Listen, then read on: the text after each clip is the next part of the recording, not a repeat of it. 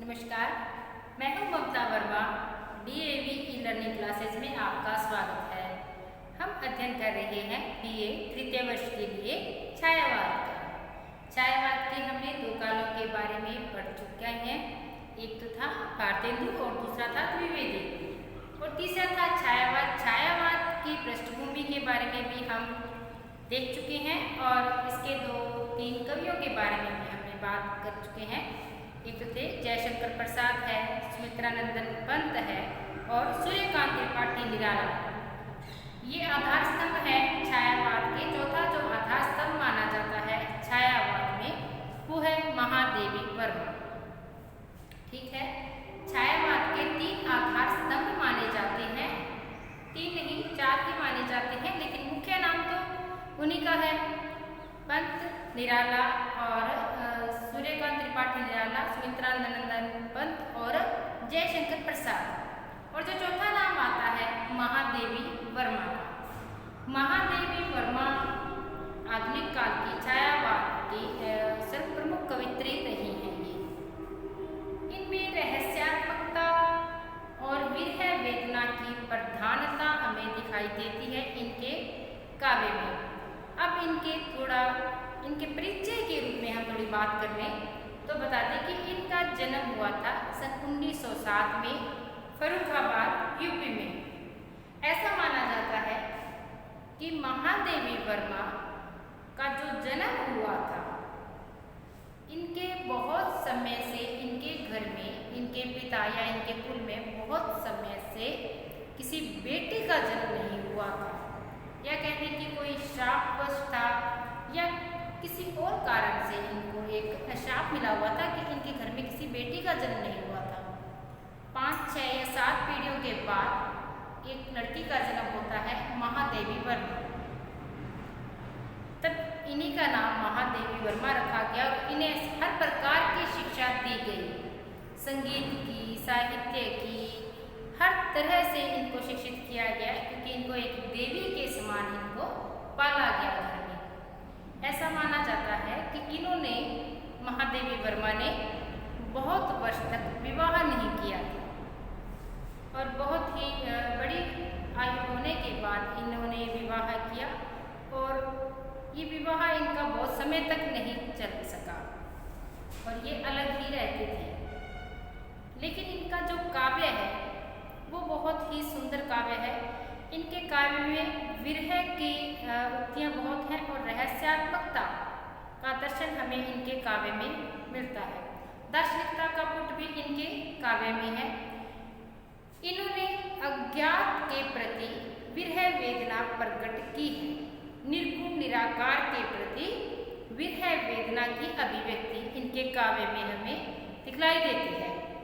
अब बात आती है इनका जन्म 1907 फर्रुखाबाद यूपी में। इनको आधुनिक युग की मीरा कहा जाता है। महादेवी वर्मा को आधुनिक युग की मीरा कहा जाता है और ये विरह की गायिका है, ऐसा कहा जाता है। इनका उपनाम है, ये आधुनिक युग की मीरा है और ये विरह की गायिका है। विरह की गायिका, इनका जो विरह है वो अज्ञात किसी निर्गुण के प्रति इनका विरह दिखाई देता है। किसी निर्गुण निराकार के प्रति रहस्यात्मक भावना का चित्रण इनके काव्य में लक्षित होता है। इन्होंने रचनाएं लिखी, हालांकि इन्होंने कुछ ब्रज भाषा में भी रचनाएं लिखी हैं, लेकिन इनकी जो रचनाएं हैं प्रमुख रूप से वो है निहार, रश्मि, नीरजा, सांदेवी, दीपशिखा, सप्तपर्णी। और ये इनका जो काव्य है ये खुद थी स्वयं बौद्ध दर्शन से प्रभावित थी। महादेवी वर्मा बौद्ध दर्शन से प्रभावित थी और इनकी रचना नीरजा, निहार, रश्मि, सांदेवी, दीपशिखा, सप्तपर्णी है। नीरजा जो रचना है इनकी, इसमें इनकी प्रारंभिक रचनाएं हैं। नीरजा में इनकी, निहार में इनकी प्रारंभिक रचनाएं दिखाई देती हैं। रश्मि में जन्म मृत्यु के संबंध में, सुख दुख के प्रारंभिक जो इनकी जो भावानुभूति थी उसके संदर्भ में कह लें कि दुख सुख और अध्यात्म की अनुभूति इनके काव्य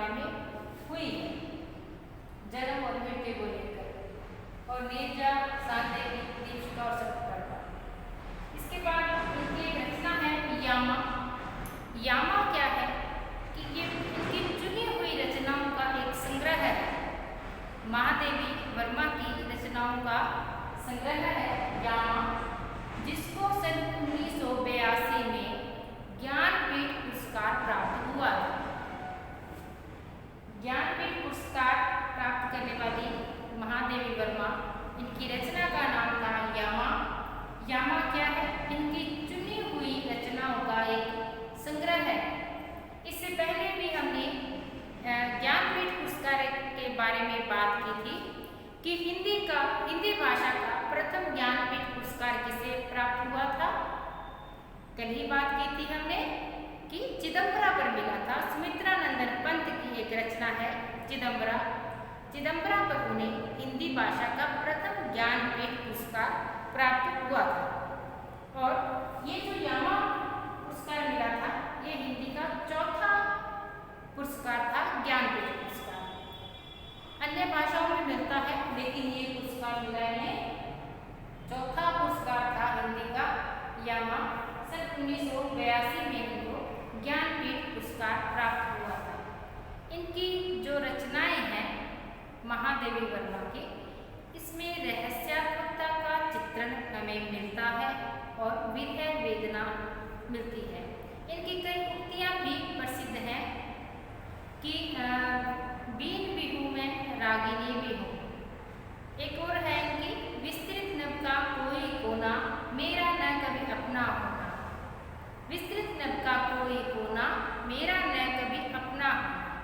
परिचय इतना इतिहास यही उमड़ी कल थी मिट आज चली। ये भी उक्ति इनकी प्रसिद्ध है। इनके अलावा इनका कई जगह इनके काव्य में दृश्य प्रीतम के प्रति इनका विरह वेदना दिखाई देती है। छायावाद कवित्री में इनका नाम प्रमुख है। आधुनिक युग के जो साहित्यकारों में इनका बहुत ही प्रमुखता से नाम लिया जाता है। और एक बात और कि इन्होंने गद्य लेखन में भी बहुत ही अच्छा योगदान इनका रहा है। छायावाद के साथ साथ इन्होंने गद्य लेखन का बहुत ही अच्छा लेखन इनका मिलता है हमें। अब देखते हैं कि अब बात आती है कि जो अगले छायावादी कवि के रूप में जिनका नाम आता है वे है डॉक्टर रामकुमार वर्मा। डॉक्टर रामकुमार वर्मा का जन्म 1905 में हुआ है। ये मुख्यतः एकांकीकार हैं। इनका काव्य के संदर्भ में योगदान कम है, बल्कि ये एकांकीकार है। इनकी एकांकियाँ बहुत ही प्रसिद्ध हैं डॉक्टर रामकुमार वर्मा की। लेकिन फिर भी हमें जो छायावादी रचनाएं मिलती हैं उनकी हम एक बार बात कर लेते हैं कि इनकी है एकांक काव्य रचनाएं जो मिलती हैं, अंजलि, रूपराशि, चित्तौड़ की चिता, अभिशाप, निशित, चित्ररेखा, संकेत और एकलव्य। इनकी जो रचना है एकलव्य, ये इनकी प्रसिद्धि का आधार है। एकलव्य की जो कथा है महाभारत के कथा से ली गई है, महाभारत से ली गई है इसकी कथा। इसमें 14 सर्ग है। ये जो इनकी प्रसिद्धि का आधार है। इसके बाद अगला नाम आता है माखनलाल चतुर्वेदी। इस काल में, छायावाद काल में ही माखनलाल चतुर्वेदी, इनको एक भारतीय आत्मा के नाम से जाना जाता है। माखनलाल चतुर्वेदी को एक भारतीय आत्मा के नाम से जाना जाता है। इनकी रचनाएं हैं हिम तरंगिनी, हिम करिटिनी, कुसुम की अभिलाषा, माता, युगचरण। इनकी जो रचना है हिम तरंगिनी, इन पर इन्हें प्रथम साहित्य अकादमी का पुरस्कार प्राप्त हुआ। हिंदी का प्रथम साहित्य अकादमी जो पुरस्कार मिलना प्रारंभ हुआ था, वो पहली रचना माखनलाल चतुर्वेदी की थी और उसका नाम था हिम तरंगिनी। ठीक है। इससे पहले हमने छायावाद की जो 3 कवियों के बारे में आज देखा। 3 कवियों के बारे में इससे पहले देखा, प्रसाद पंत और निराला के बारे में। इसके बाद जो अगला नाम आया महादेवी वर्मा के बारे में। महादेवी वर्मा जो जिनमें रहस्यात्मक भावना मिलती है और दार्शनिकता का उनके काव्य में हमें दिखाई देता है। वो निर्गुण अज्ञात प्रियतम के प्रति उनकी विरह वेदना है। रहस्यवाद का दर्शन उनमें मिलता है।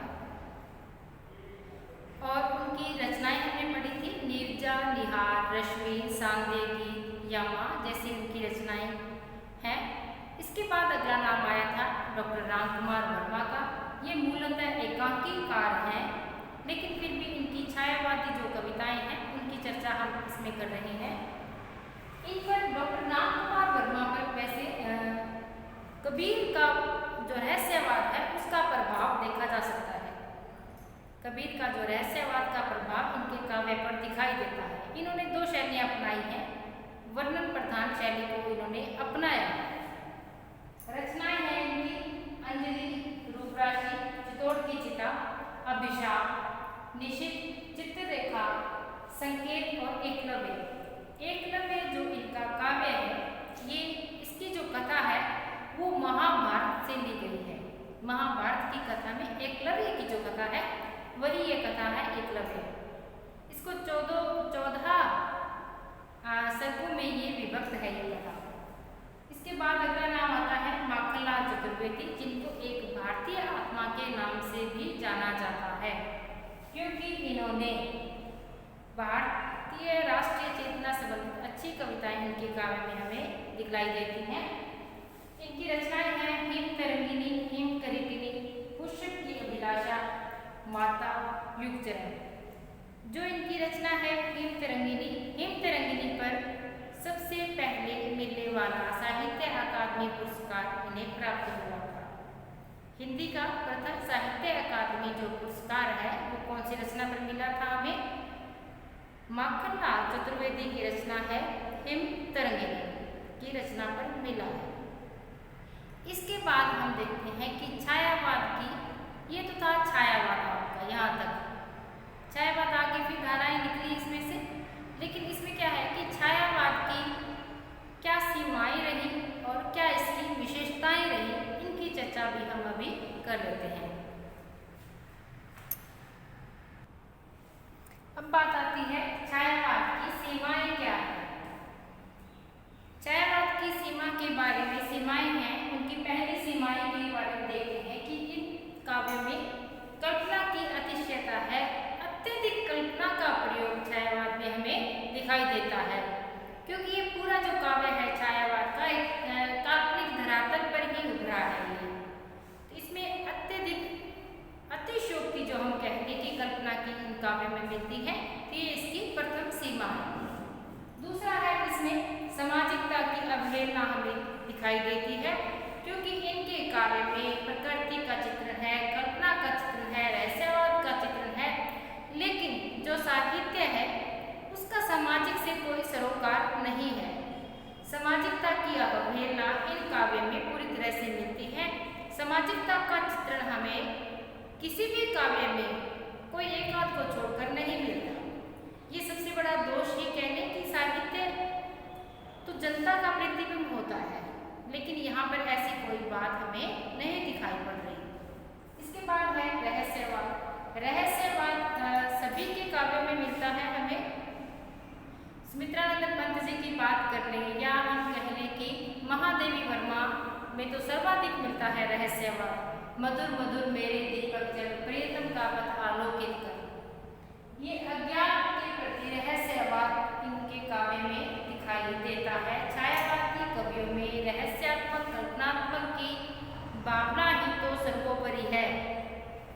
फिर इसके बाद है पलायनवाद। पलायनवादिता का जो पहला आरोप लगा था वो कविता थी ले चल मुझे बुलावा देकर मेरे नाविक धीरे धीरे। पंत जी की कविता है नौका विहार, उस पर पलायनवादिता का आरोप भी मिलता है। इन सभी कवियों में पलायनवादिता का आरोप मिलता है लगभग, लेकिन उसके लिए जो प्रसिद्ध कविता है ले चल मुझे बुलावा देकर मेरे नाविक धीरे धीरे। फिर आती है अति लाक्षणिक भाषा। इनकी भाषा में इतना अधिक लाक्षणिकता है कि प्राय किसी को संदर्भ को समझे बिना इन काव्यों को समझ ही नहीं सकते। इनकी रहस्यात्मक की भावना इतनी गूढ़ है कि इनको साधारण अर्थों में हम साधारण आदमी समझ ही नहीं सकता। इतनी लाक्षणिकता इनकी भाषा में पाई गई है। फिर है विरह की प्रधानता। विरह की प्रधानता की बात करें तो पहला जो नाम आता है महादेवी वर्मा का ही आता है। ये विरह गायिका है, मान के चलो इन पर विरहवाद का आरोप लगाया जाता है महादेवी वर्मा पर। और जबकि जो डॉक्टर रामकुमार वर्मा का जो साहित्य मिलता है उसमें निराशा, कुंठा, इनका चित्र इनके काव्य में हमें दिखाई देता है। अब बात आती है कि छायावाद की क्या विशेषताएं रही, उन विशेषताओं के बारे में एक बार हम और देख लेते हैं। अब है छायावाद की विशेषताएं। छायावाद की विशेषता में पहली विशेषता है इनकी आत्मा अभिव्यक्ति की प्रधानता। इनके काव्यों में मौलिकता है और आत्मा अभिव्यक्ति की प्रधानता इनके काव्य में मिलती है। दूसरी है कल्पना की प्रधानता। यहाँ ये काल्पनिक जो चित्र इन्होंने अपने काव्य में उतारे हैं, प्रकृति के प्रति कह लें या हम अज्ञात ईश्वर के प्रति कह लें, तो बहुत ही सुंदर वर्णन इनके काव्य में हमें मिलता है। तो वो मुख्यतः तो ये मिलता है प्रकृति के प्रति। प्रकृति के माध्यम से इन्होंने बहुत ही लाक्षणिक चित्र उतारे हैं अपने काव्य में। विरहानुभूति इनके काव्य में अज्ञात प्रियतम के प्रति विरह की अनुभूति इनके काव्य में मिलती है।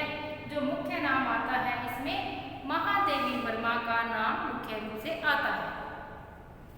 विरह की प्रधानता इनके काव्य में है और यही इनको एक जो काव्य की बिल्कुल नजदीक जो हमें लाता है वो विरहानुभूति के माध्यम से आती है।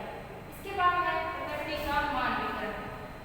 इस काल के कवियों की सबसे बड़ी जो विशेषता थी, इन्होंने प्रकृति का मानवीकरण रूप दिखाया है कि प्रकृति को ही विरह की वेदना इसके माध्यम से दिखाई है या नायिका के रूप में इसको दिखाया है। इसका एक हर पर्वत या हर पौधा प्रकृति जितना भी दिखा इसमें प्रकृति का रूप, उस सभी रूपों में मानवीकरण का चित्र उकेरा गया है। इस काल में मानवतावाद, इसमें विश्व कल्याण की भावना का समावेश इस काल की कविता में हमें दिखाई देता है। और उसके बाद है दार्शनिकता का पुट, तो इनके प्रत्येक जो कवि है उनमें दिखाई देता है। इसके बाद बात आती है कि कला पक्ष इनका कैसा था। कला पक्ष में कैसा था कि भाषा इनकी लाक्षणिक भाषा है कि इन्होंने किसी बात को साधारण शब्दों में न कहकर इसको लाक्षणिक भाषा के माध्यम से अपने भावों की अभिव्यक्ति की है। इसके बाद आता है अलंकार। अलंकारों में विपर्य अलंकार, विशेष अलंकार इनके काव्यों में हमें मिलता है। लगभग सभी अलंकारों का प्रयोग इनके काव्य में किया गया है। फिर आता है काव्य रूप। काव्य रूप में प्राय ये मुक्तक रूप में अधिक लिखे गए हैं। छायावाद का जो काव्य है वो मुक्तक रूप में लिखा गया है। और छंद की बात आती है कि इस काल का काव्य किसी छंद के बंधनों में नहीं बंधा, बल्कि मुक्त छंद ये कविताएं रची गई। अर्थात इस काल की जो कविता है किसी छंदों को ध्यान में रखकर नहीं लिखी गई, बल्कि इनके बिना छंद के या मुक्त छंद कह लें, छंदों से मुक्त है, छंद से रहित है, मुक्त छंदों के रूप में ये कविताएं लिखी गई हैं। यहाँ तक तो थी आदिकाल की विशेषताएं और इसकी सीमाएं।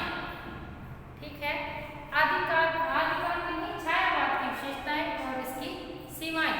छायावाद के लिए तो छायावाद के जो 4 आधार स्तंभ माने जाते हैं, प्रसाद, पंत, निराला और महादेवी वर्मा, इनके बारे में हम देख चुके हैं। छायावाद का प्रवर्तक किसे माना जाए कि किसी ने अलग अलग विद्वानों आलोचकों ने अलग अलग नाम दिए हैं, लेकिन जो अंतिम निर्णय पर बात पहुंचती है, छायावाद का प्रवर्तक प्रसाद को ही माना गया है। इस काल के जो प्रतिनिधि कवि हैं वो सुमित्रानंदन पंत हैं। सुमित्रानंदन पंत के बारे में भी हमने बात की थी कि वो प्रकृति के सुकुमार कवि कहलाते हैं। निराला जी को महाप्राण कहा जाता है, सूर्यकांत त्रिपाठी निराला। इनकी रचनाएं थी, प्रारंभिक रचनाएं इनकी ब्रजभाषा में मिलती हैं। जो प्रसाद जी थे उनके प्रारंभिक रचनाएं हैं वो द्विवेदी युगीन थी और बाद में इन्होंने खड़ी बोली में लिखना प्रारंभ किया और रचनाएं इनकी छायावादी है। इसके बाद आती है पंत की। पंत ने प्रकृति से संबंधित बहुत ही सुंदर काव्य लेखन इन्होंने किया है। इसके बाद 3 नाम हमने और किए हैं। महादेवी वर्मा। महादेवी वर्मा की रचनाओं में विरह और रहस्यात्मकता की भावना का पुट अधिक दिखाई देता है। उसमें दार्शनिक भावना का भी रहस्यात्मक दिखाई देता है। अज्ञात प्रियतम के प्रति उनकी विरहानुभूति उनके काव्य में दिखाई देती है। फिर 2 बात हमने की थी आगे किनके थे, डॉक्टर रामकुमार वर्मा, ये मूलतः एकांकीकार हैं। और उसके बाद बात की हमने माखनलाल चतुर्वेदी, एक भारतीय आत्मा के नाम से जो प्रसिद्ध है। इसके बाद छायावाद की सीमाएं की हैं और छायावाद की विशेषताओं की एक बार फिर देख लें। इसमें आत्मा अभिव्यक्ति की प्रधानता मिलती है, कल्पना की प्रधानता है, विरहानुभूति की प्रधानता है, प्रकृति का मानवीकरण रूप इस काव्य में मिलता है इनके, और मानवतावाद की अभिव्यक्ति इनके काव्य में हुई है, और दार्शनिकता और एक प्लायनवादिता भी इसकी एक विशेषता के रूप में हम ले सकते हैं। कला पक्ष में भाषा है, भाषा इनकी खड़ी बोली है और सुंदर लाक्षणिक प्रयोग इनकी भाषा में दिखाई देता है। अलंकारों में प्राय उत्पमा प्रेक्षा का प्रयोग तो हुआ ही है, लगभग सभी अलंकारों का प्रयोग इनके काव्य में हुआ है। काव्य रूप मुक्त रूप में ये कविताएं लिखी गई हैं और छंद की बात करते हैं। इस काल की कविताएं किसी छंद के बंधन में नहीं बंधी, बल्कि मुक्त छंद का प्रयोग इस काल में हुआ है। तो ये तो था छायावाद तक तो हम कर चुके। इसके आगे जो इसकी धाराएं निकली उनकी बात हम आगे करते हैं। आज के लिए इतना ही। धन्यवाद।